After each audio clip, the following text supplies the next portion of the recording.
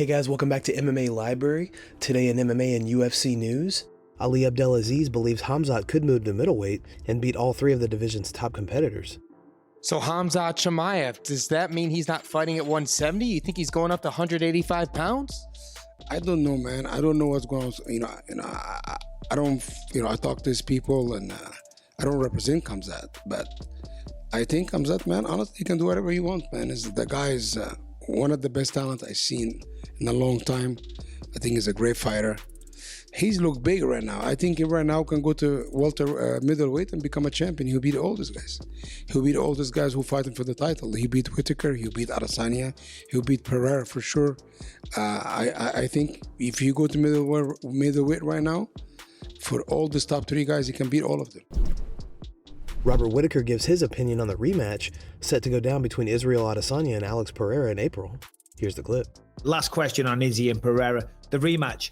What do you think? I mean, 3-0 to Pereira so far. I got to say, I respect Izzy for going in there. He could have stepped aside, maybe let you get in there and fight for the belt against Pereira. Then maybe he comes back.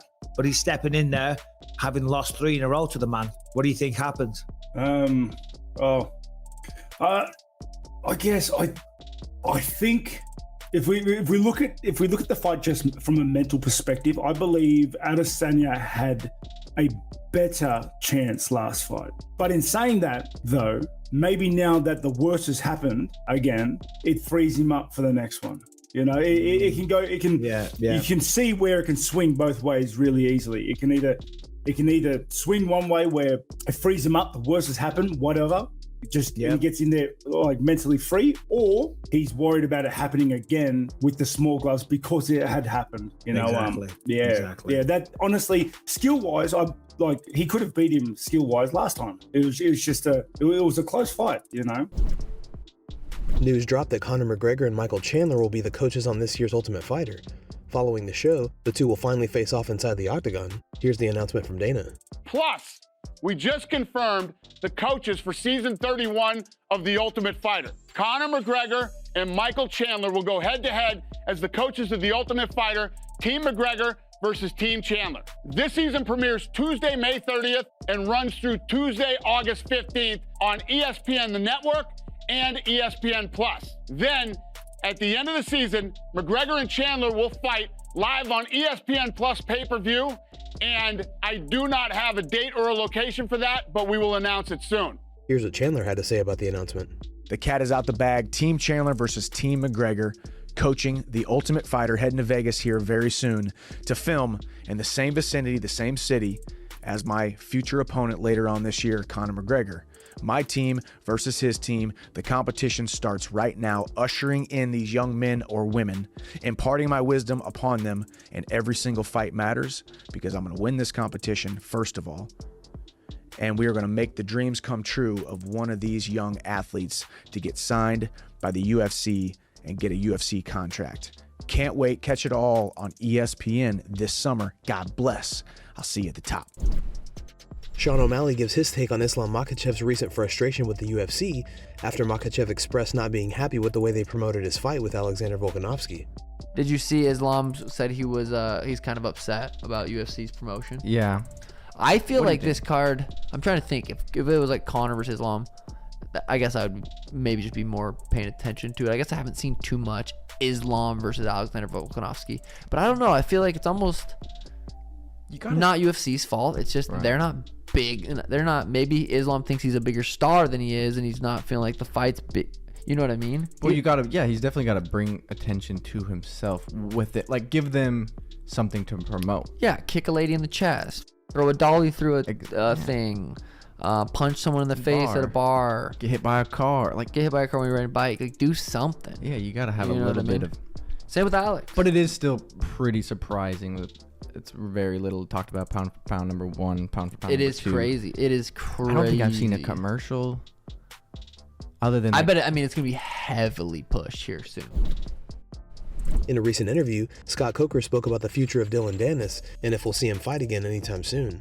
This is a question on my show. We just want it for a record. If Dillon Danis ever wants to fight anywhere else, do you get cut a check? Listen, Dillon Danis, like he said, we take money from his purse. We don't take money from his purse. Okay, so let's make that very clear.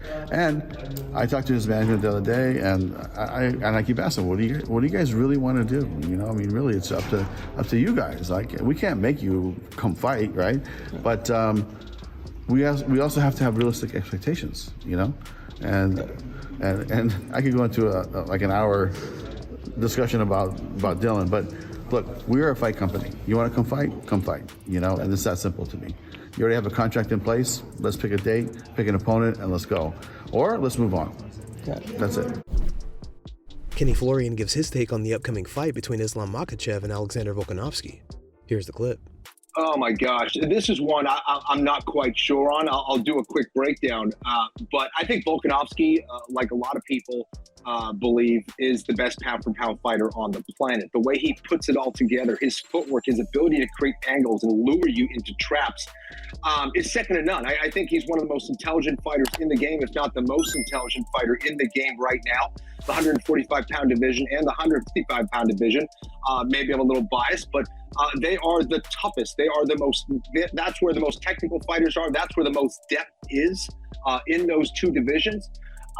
And Volkanovski has proven himself to be pretty unbeatable. And he's fighting legends. Jose Aldo, Max Holloway, Brian Ortega, all these guys that are really dangerous in a lot of different ways. He's beating them all. He has the answers, it seems, all the time. So this is a huge challenge, though, for him in Islam Makhachev. Similar to Khabib, you know exactly what he's going to do, and you can't stop him. I think he's an even better striker than Khabib Nurmagomedov. I don't think he wants to go 25 minutes on the feet with someone like Volkanovski, though. But I think where he will have the advantage is in the takedown game, with the control on the ground. He's going to have to do that with Volkanovski. If Volkanovski can consistently find an answer to stop takedowns, or at the very least get back to his feet, I think it's Volkanovski's fight.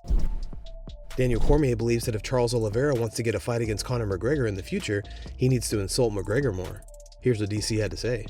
I think for these guys to get McGregor to fight them, especially where they are in their careers right now, I think you got to keep insulting him. And I think you got to go further. I really believe that for Charles Oliveira now, not holding that belt was the one thing that made him valuable to Conor. Because Conor thought, well, this is a guy that strikes. This is a guy that can be hurt. This is a guy that holds the championship. So I want to fight that dude. But when you talk about star power and risk management, you ain't looking to fight Do Bronx if it ain't for something so grand like a championship. I believe that Charles Oliveira is a star. Part of that reason is because I was in Brazil and I was getting in the elevator to go home, and Do Bronx was showing me a video. He had an appearance at a mall there. No lie, guys. 10,000 people. 10,000 rabid Brazilian fans trying to get to Charles Do Bronx Oliveira. But then when you look at the numbers, does that translate to pay-per-view buys? Because that's what matters to Conor McGregor, the businessman. Do you think his legacy was tarnished for the fact that he never made it here to the UFC? I don't want to on the guy. You know, he's retiring tonight and all that stuff. But you guys know the old interviews with me. I never thought Fedor was that. I mean, he got knocked out by middleweight Dan Henderson. You know what I mean? It's like I think some of the guys in the business,